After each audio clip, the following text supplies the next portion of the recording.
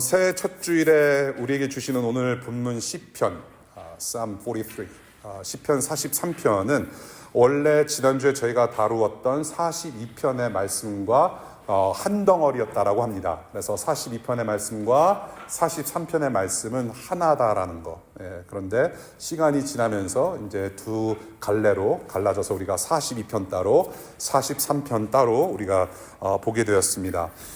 지난주 목마른 사슴이 시냇물을 찾아서 헤매이듯이 오직 하나님만을 바라는 그리고 하나님만을 구하는 그런 시편 기자의 마음을 우리가 지난주에 봤는데, 또 그 동일한 마음을 가지고 43편에 계속해서 이어서 하나님께 기도하고 있는 본문을 우리가 지금 읽었습니다. 여러분들 시편을 읽으시면 여러 가지 특징을 보게 됩니다. 제가 오래전에 전도사 초창기 시절에 아무것도 몰랐을 때 겁 없이 2박 3일 동안 시편 수양회를 한 적이 있어요. 찬양팀을 데리고. 그래서 밥 먹고 시편 읽고 기도하고 찬양하고, 밥 먹고 시편 읽고 기도하고 찬양하고를 2박 3일 꽉 채워서 한 적이 있습니다. 시편은 뭐 여러 가지로 우리가 뭐 묘사할 수 있고 여러 가지를 배울 수가 있는데요. 가장 큰 특징 중 하나는 노래와 기도시라는 장르를 가지고 하나님이 어떠한 분이신지를 가르치고 있다는 것입니다. 굉장히 교육적이에요.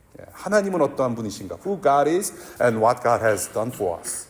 그것을 가르치는 노래와 기도시로 구성되어 있다. 그래서 오늘 보시면은 5절밖에 안 돼요. 43편은. 이 5절을 보시면서 여러분들은 금방 문과생들이 많으시기 때문에 금방 스팟되는 것이 있을 거예요. 이 각 구절마다 하나님이 어떤 분이신지를 잘 드러내고 있다는 것을 보게 됩니다. 그래서 각 구절마다 가르치시는 하나님이 어떠한 분이신지를 우리가 함께 쭉 보면 좋겠어요. 하나님은 어떠한 분이신가? 바로 1절부터 보시면 통치하시는 하나님으로 우리를 가르치고 있습니다. 하나님은 통치하시는 분이다. The ruler. 왕이시다. 지금 시편 43편을 보게 되면 나쁜 사람들로부터 괴로움을 엄청 당하고 있는 것 같아요. 이 시편 기자가. He's going through a lot. Big trouble. 그래서 하나님께서 자신의 송사를 변호해달라는 요청을 합니다. 여기서 우리가 이 43편 1절 보시게 되면 변호라는 단어가 나오고 송사라는 단어가 나옵니다. 이것은 모두 법정 용어죠. legal, 그렇죠? legal term인데, 이 변호하다라는 것을 원어로 정확히 말씀을 드리면 샤팟이라고 하는 단어입니다. 영어 성경을 보시게 되면 vindicate이라고 되어 있을 거예요. 근데 이 샤팟이라고 하는 단어는 재판하다라는 뜻입니다. 그러니까 살짝 한국말 번역이 조금 이상하게 되어 있는 거예요. 변호, 어떤 변호사가 변호하는 것이 아니라 재판을 그렇게 해달라는 간절한 호소를 지금 시편 기자가 하고 있다는 것입니다. judge. 여기서 샤팟, 재판하다라고 하는 그 단어는 여러분들이 잘 아시는 사사기라는 말씀이 있죠. 사사기라는 성경이 있는데 이 사사라고 하는 단어와 동일한 단어입니다. 사사, 샤팟. 그래서 사사가 뭔가요? 누구예요? 영어로 이제 그 성경을 보시면은 judges라고 표현이 되어 있을 겁니다. 사사기. 그러니까 그 당시 왕이 없었던 이스라엘 민족 시대 가운데 사사라는 사람들이 있었는데, 이 사사는 그냥 단순히 어떤 법률가로서, 재판장으로서 법을 가지고 판단하는, 재판하는 사람뿐만이 아니라 이 이스라엘 민족을 통치했던, 왕은 아니지만 통솔했던 자로서, 혹은 군수통자라고 하죠, 한국말로. 그러한 리더로서의 자리를 감당했던 사람이 바로 사사라고 했던 사람인데, 그 사사가 바로 judge, 샤팟이라고 하는 단어, 재판하는 사람, 통치자. 그래서 하나님께서 이 통치하시는 분이라는 겁니다. 재판도 하시고 통치하시고 다스리시는 왕이시다라는 것을 1절에서 보게 되는 것이죠. 하나님께서 천지를 창조하셨어요. 그렇죠? God created. 하나님은 창조하셨습니다. 하나님께서 만물을 창조하실 때 하나님 뜻대로 창조하셨어요. 누군가에게 컨트롤 당하지 아니하시고 어떤 가이드라인이 있어서 창조하신 것이 아니라 하나님 마음대로 창조하셨던 것입니다. 그렇죠. 하나님 뜻대로 창조하셨어요. 하나님께서 보기 좋으신 대로. 그래서 하나님께서 하나님의 뜻대로 보기 좋은 대로 세상을 창조하신 것을 바로 코스모스라고 합니다. 질서 잡힌 세상이라고 표현하는 것이죠. 코스모스. 가을이 되면은 코스모스가 쭉 이렇게 펴져 있는, 저는 한국의 가을길을 굉장히 그리워합니다. 코스모스. 예. 그것이 바로 무엇이냐면 질서 잡힌 세상이라는 뜻이에요. 하나님께서 창조하신 세상은 질서 잡힌 세상이다. 그래서 하나님은, 창조하신 하나님은 질서 잡으시는 재판관이시고 질서가 어지러운 것을 일일이 두루 다 살펴보시면서 다 아시고 다시금 질서 잡으시는 하나님이시라는 것을 우리가 성경을 전체 통해서 보게 되는 것이죠. 재판관이시면서 통치자이시다. 그래서 우리가 하나님 앞에서, 이 통치하시는 하나님 앞에서 우리가 해야 될 것은 무엇이냐면 우리의 연약함을 인정해야 돼요. 예. 내 안에 질서가 없습니다. 내 안에 질서가 없습니다. 너무나도 혼잡합니다. 혼잡스럽습니다. 너무나도 어렵습니다. 힘듭니다. 나의 약함을 인정할 수밖에 없고, 그리고 하나님께 나의 문제를 의인해야 되겠죠. 하나님, I have this problem. 우리가 언제든지 나아가서 우리의 영혼과 우리의 삶을 질서 잡아주시는 그 하나님께 우리는 언제든지 나아갈 수 있다는 거. 예. 재판하여 주시고 통치해 주시고 다스려 주시고, 그래서 코스모스가 아닌 카오스, 케이아스, 케이아릭한 나의 영혼과 나의 삶과 나의 일상을 바로잡아 주시도록, 예, 우리에게 그러한 하나님이 함께하고 계시다. 그 하나님은 나를 대신하여 싸우시고 악하고 어지러운 세상을 질서 있게 바로잡아 주시는 분이시라는 것을 1절에서 보게 됩니다. 우리는 2023년 여러 가지 사건을 경험했어요. 개인적으로, 가족적으로, 친지가 하나님 품으로 가신 우리 교우들 계시고요. 또 먼 저쪽 세상에서는 돈과 권력을 가진 자들이 약한 자들을 억압하고 죽이고 살상하는 그런 여러 가지 뉴스를 우리가 보고 살았습니다. 언젠가는 질서 잡으시는 코스모스의 하나님께서 이 케이아스의 세상을 바로 잡아주실 것을 우리는 믿는 믿음으로 또 하나를 시작하는 것이죠. 예, 그것이 하나님 나라 꿈꾸는 자들이 가져야 할 이상이라고 저는 생각을 합니다. 통치하시는 하나님. 그리고 2절을 함께 보겠습니다. 2절을 보면 보호하시는 하나님이십니다. God the Protector. 예. 보호하시는 하나님. 2절을 보시면 하나님은 요새이시다라고 선포합니다. 하나님은 요새이십니다. 이 요새라고 하는 것은 Mountain Stronghold, 그러니까 산성이라는 뜻이죠. 성입니다. 거룩한 성, 견고한 성, 피해서 숨을 수 있는 성, 그것을 요새라고 하죠.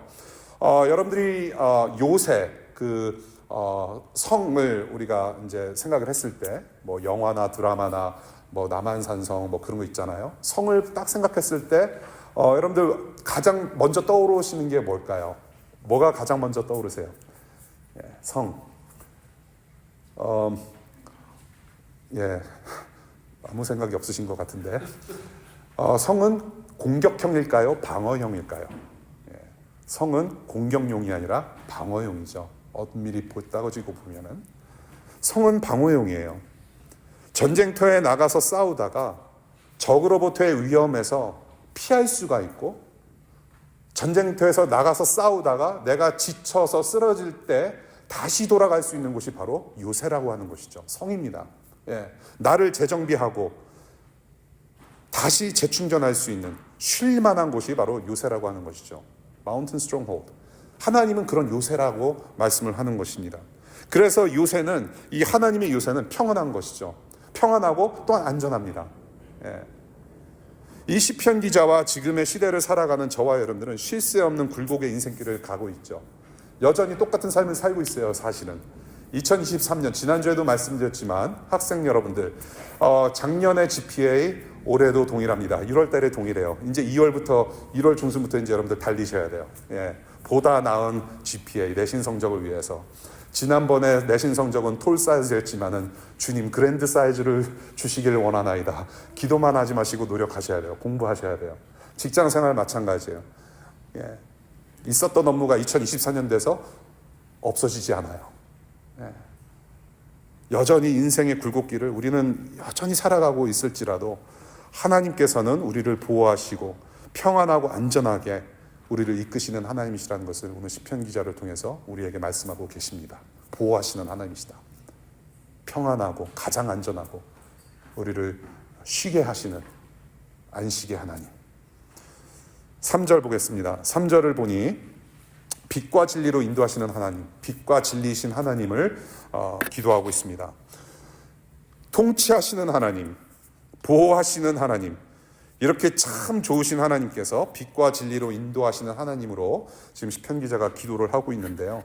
어디로 인도하시냐라고 보니까 하나님의 거룩한 산, 주님 계시는 장막으로 인도하십니다라고 말하고 있습니다. 하나님의 거룩한 산, 주님 계시는 장막으로 인도하신다. 여러분들이 창세기부터 요한계시록까지 여러 가지 지명이 보이실 거예요. 그 지역 이름, 특별히 산 이름이 많이 나오고 하나님께서 산에서 사람들과 소통하시고 사람들을 만나주시는 장면들을 곳곳에서 목격할 것입니다.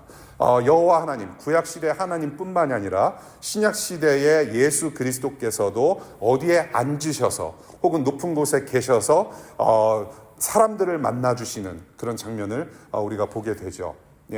예를 들어서 오병이어의 기적, 물이 보이는 곳에 언덕에 올라가서 좌정하셔서 앉으셔서 오병이어 떡 5개와 물고기 2마리를 가지고 모든 사람들, 수많은 사람들을 먹임으로 다스리시는 하나님 나라 맛보게 하신 사건, 바로 무엇입니까? 어디 좌정하셨다, 왕권을 가지고 계셨다는 뜻이에요. 그래서 이 주님의 산은 하나님께서 좌정하셔서 enthroned, 좌정하셔서 통치하시는 것을 주로 상징을 합니다. 거룩한 산, 그 하나님, 통치자이시다, 다스리시는 왕이시다. 그리고 장막이라고 하는 것은 우리가 이제 출애굽기부터 쭉 보시게 되면 장막이 나와요. tabernacle, tent. 이 장막은 하나님의 임재를 상징해요. The presence of God. 그래서 하나님의 임재, 통치하심, 하나님의 왕되심, 지금도 살아계셔서 함께하심, 그것을 갖다가 우리는 하나님의 거룩한 산, 주님 계시는 장막이라고 성경에서 표현하는 것을 보게 됩니다. 이 하나님의 임재라고 하는 거, 하나님의 통치하심, 그리고 하나님의 임재라고 하는 것은 우리가 가끔씩 이제 찬양이나 우리의 어떤 경험으로는 그런 거 있잖아요. 하나님의 임재, 그럼 뭔가 느껴지는 거, 그렇죠? feeling. 뭔가 느껴지는 것, 뭔가 가슴이 뜨겁고 마음이 뜨겁고 눈물도 날 것 같은 어떤 마음의 감동을 우리는 하나님의 임재를 느꼈다라는 식으로 많이 표현들을 하는 것 같아요. 그런데 감정 중요해요. 그런데 성경에서 말씀하시는 하나님의 임재하심, 하나님의 존재가 계시다라는 것은, 이것은 어떻게 가끔씩 느껴지는 감정이 아니라 저는 이렇게 표현하고 싶어요. 우리의 몸과 영혼과 마음과 세상을 다스리시는 하나님의 통치 그 자체가 바로 하나님의 임재라고 저는 표현하고 싶습니다. 임재는 저와 여러분들이 어쩌다가 한 번씩 수양의 마지막 날에 불 끄고 열심히 찬양하고 빡시게 기도하는 그 순간에 하나님의 임재를 경험하는 것, 그 이상으로 하나님의 임재는 통치하십니다라는 거예요. 하나님은 언제 어디서나 다 계세요. 하나님은 어디든지 계시는 무소부재의 하나님이세요. He's everywhere. 환난과 고통의 어둠 가운데 우리에게 빛이 되어주시고 진리가 되어주셔서 우리를 다스리시고 보호하시는 그 하나님의 품이 바로 임재고, 그 하나님의 품이 바로 하나님의 통치하심이고, 우리는 그 통치하심 아래 이미 있다라는 겁니다. 하나님의 임재, 하나님은 언제든지 계세요. 어디나 계세요. 24/7, 365. 어디든지 계시는 분이에요. 그래서 하나님의 임재를 우리가 체험하고 하나님의 임재를 우리가 깨달아 알고, 그래서 그 하나님의 임재, 통치하심 가운데 우리가 하나님을 알게 되는 삶을 살아갈 때 우리에게 필요한 것은 무엇이냐면 바로 믿음이라고 하는 것입니다. 믿음. 하나님은 여전히 우리와 이미 함께 하세요. 임마누엘의 하나님이세요. 우리에게 필요한 것은 믿음이라고 하는 것이에요. 하나님께서 나와 함께 하시는구나. 그것을 인식하고 신뢰하는 그런 마음이 우리에게 필요하다는 것이죠. 그래서 빛과 진리로 인도하시는, 그래서 인도하셔서 세상에서 가장 안전한 곳으로, 가장 평안한 곳으로, 우리가 힘들 때 당장 찾아갈 수 있는 곳, 바로 빛과 진리로 이끌림 당하는 하나님의 품, 하나님의 통치하심, 하나님이 왕되심, 그것이 바로 임재라고 하는 것. 우리의 일상 가운데 들어와 계시는 하나님이시라는 것을 우리가 3절에서 좀 생각해 볼 수 있을 것 같아요. 4절 보겠습니다. 기쁨이신 하나님이심을 기도하고 있습니다. 시편 기자는 지금 하나님을 기쁨의 근원으로 여기고 있어요. 근원 of 기쁨. 가끔 이래요. 1.5세는 한국말이 생각날 때가 있고 영어는 이게 짬뽕일 때가 있어요. The foundation of great joy. 하나님이 기쁨의 근원이다. 지금 하나님의 품 안에서 다스림을 받고 보호받는 자에게는 반드시 기쁨이 있다라는 것이죠. 품으로 들어왔는데 하나님께서는 절대로 여러분들을 내치지 않으신다라는 거. 기쁨이 있어요. 참된 행복이 있습니다. 영원한 기쁨이 있어요. 세상이 여러분들을 괴롭히고 조롱하고 고통을 가중시킬지라도 하나님의 임재, 하나님의 품, 하나님의 다스림 속에서는 영원한 기쁨이 있어요. 그 하나님께로 나아가기를 원하는 기도를 지금 시편 기자가 하고 있는데요. 우리가 이 본문을 읽으면서 좀 놀라운 것은 무엇이냐면 지금 고통 중에 있어요. 이 시편 기자는. 기쁨으로 감사의 찬양을 하고 싶은 그런 어떤 환경이 아니란 말이에요. 지금 어려운 일을 경험하고 있어요. 지금 고통 중에 있습니다. 그래서 지금 하나님께 호소하고 있는 것이죠. 그래서 기쁨으로 감사의 찬양을 할 수가 없는 상황에서 그렇게 하고 싶다라는 고백을 하고 있어요. 아직 기쁜 마음으로 노래할 형편이 아님을 알 수 있는데 앞으로 그래서 그렇게 하고 싶다. 소망을 기도하고 있어요. 심적으로 육체적으로 아파하는 순간에 어떻게 그렇게 기쁘게 노래를 하고 싶어 하겠습니까? 어떻게 그렇게 할 수가 있어요, 여러분? 적어도 우리의 경험상으로는 이해할 수가 없어요. 하나님 기쁘게 찬양하고 있습니다. 말은 가능해요. 사실은. 지금 힘들어 죽겠는데 기쁨으로 찬양하고 싶습니다. 근데 지금 여전히 찬양할 수는 없는 상황. 지금 이 시편 기자가 노래하고 있는, 지금 우리가 시편을 통해서 우리가 알고자 하는, 알아가는 그 하나님은 크신 하나님이시라는 것이죠. God is bigger than anything. 그 어느 것보다도 크신 하나님. 고난 중에도 하나님 자신이 기쁨 되어 주심으로 인해서 나는 노래할 수 있을 것이다 라고 하는 고백을, 엄청난 고백을 하고 있는 거예요, 사실은. 내가 지금 당한 환난과 고통과 고난보다도 더 크신 하나님. Bigger than any trouble. Bigger than any suffering. Bigger than anything else in the world. 그거보다 더 크신 하나님이시기 때문에 나는 찬양할 수 있고 기쁨으로 찬양하기를 원한다라고 고백하는 것이죠. 아까 말씀드렸듯이 감정은 좋은 거예요. 감정이 중요하기도 해요. 하나님을 찬양하는 것은 감정이 수반되어야 됩니다. 사실은 우리의 신앙생활이 밋밋하게 감정 없이는 사실은 할 수가 없어요. 감정도 필요해요. feeling, emotion. 예수님께서 저와 여러분들을 위해서 내가 생판 모르는, 한 번도 본 적이 없는 분이 2000년 전에 이스라엘 땅에서 십자가에서 못 박혀서 나 대신 죽었다는 사실을 생각하고 고민하고 우리가 묵상할 때마다 어떻게 감정이 안 올라올 수가 있겠어요. 밥 먹다가도 예수님 생각하면 눈물을 흘리실 수 있기를 바라요, 여러분들. 십자가를 바라보면 뭔가 가슴을 내치는 그런 찔림이 있으시기를 정말 바라요. 감정 필요해요. 이모션 있어야 돼요. 근데 감정만 가지고 되는 것은 아니라는 거예요, 신앙생활은. 찬양도 마찬가지예요. 사실은 여러분들, 우리가 찬양 언제 신나게 해요? 뭔가 정말 마음에 기쁠 때, 그렇죠? 하나님 생각하고 또 하나님께서 우리를 신실하게 이끌어주신 어떤 복을 생각할 때 감사하면서 우리가 기뻐 뛰며 찬양할 수 있고 박수도 칠 수 있고 손들을 흔들며 찬양할 수가 있는데, 사실 그렇게 감정에만 충실하다 보면은 저는 그렇게 생각해요. 늘 그렇게 기쁘게 찬양할 수 있을까라는 거, 우리 일상이. 여러분들 솔직히 그렇지 않잖아요. 오히려 정말 찬양하고 싶지 않은, 노래하기도 조차 힘든 상황들이 사실 많잖아요. 기도도 안 나올 때가 있고 그냥 한숨만 쉴 수밖에 없는 상황들. 하나님 찬양하는 것은 나의 감정도 중요하지만 나의 감정에 상관없이 하는 것이 또한 찬양이라고 하는 것을 시편 기자를 통해서 계속 배우게 돼요. 시편 기자뿐만이 아니라 우리 믿음의 선조들, 성경의 시대에 활약했던 모든 우리 신앙의 선배들을 보면은 자신의 감정 상관없이 하나님을 울부짖는 그런 이야기들을 우리가 많이 접해요. 슬픈 감정이 있겠죠. 감정만 중요하다면 찬양하면서 감사할 수 있는 일들이 정말 얼마나 될까요? 노래 부를 육신의 힘도 없을 때 어떻게 찬양할 수 있어요? 저는 진정한 찬양이라는 것이 무엇인가를 봤을 때에 하나님이 어떠한 분이신지, 어떤 분이신지를 아는 지식에서 터져나오는, 그래서 하나님을 하나님으로 인정함이 바로 진정한 찬양이 아닐까 싶어요. 하나님을 아는 지식에서 터져나오는 하나님의 하나님 되심, 그것을 인정하는 것이 바로 찬양이다. 그것을 하나님께서 듣기를 원하시고 그것이 마땅한 성도들, 하나님의 자녀들이 부르고 울부짖어야 할 내용이라는 것입니다. 예.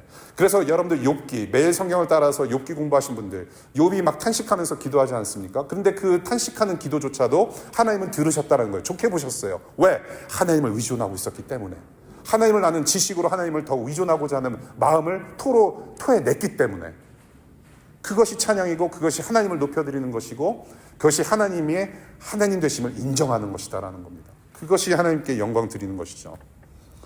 그래서 힘들어도 우리가 다 또다시 찬양할 수 있고 찬양하기를 또 기대할 수 있는 것은, 그리고 우리가 하루를 더 살아갈 수 있는 것은 무엇이냐면 바로 우리의 감정과 상관없이 늘 거기에 계시는 하나님 때문이라는 거예요.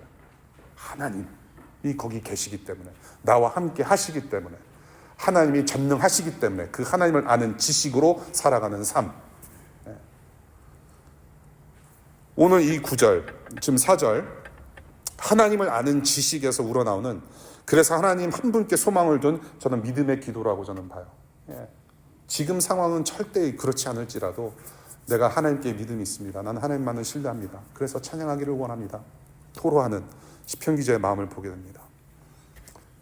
우리의 감정과 상황과 그 어느 것이 우리를 압박하고 지배하려 들 때에 그 모든 것을 질서 잡으시는 크신 하나님, 그 존재로 인하여서 우리가 기뻐할 수 있고 감사할 수 있고 노래할 수 있다는 것을 오늘 우리에게 가르치고 있는 것 같아요.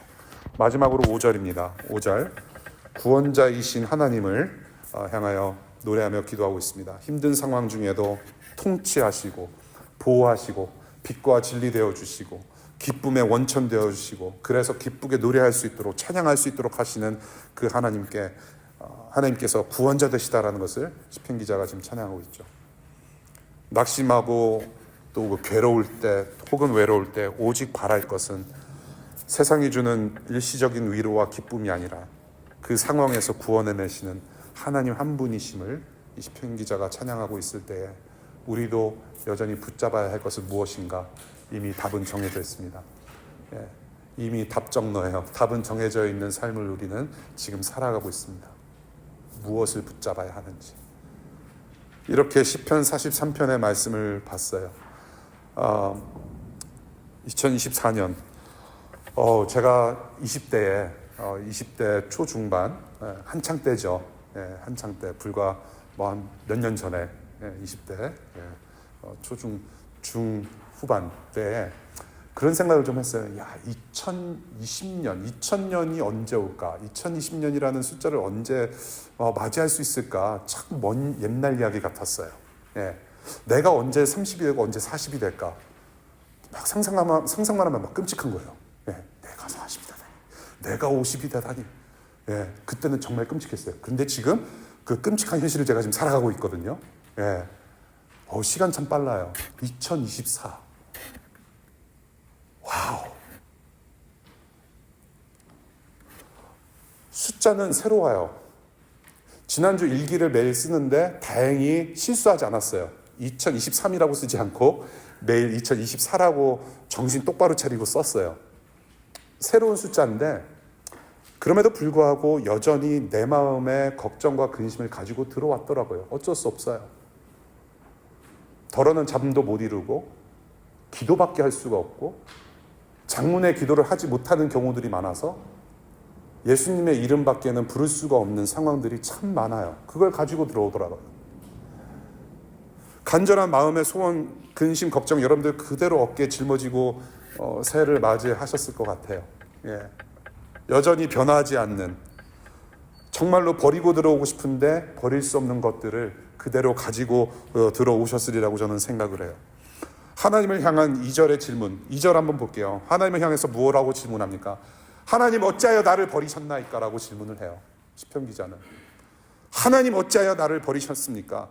그렇게 토로할 만한 상황들이 올해에도 손님처럼 여러분들을 찾아갈 것이라는 거예요. 여전히.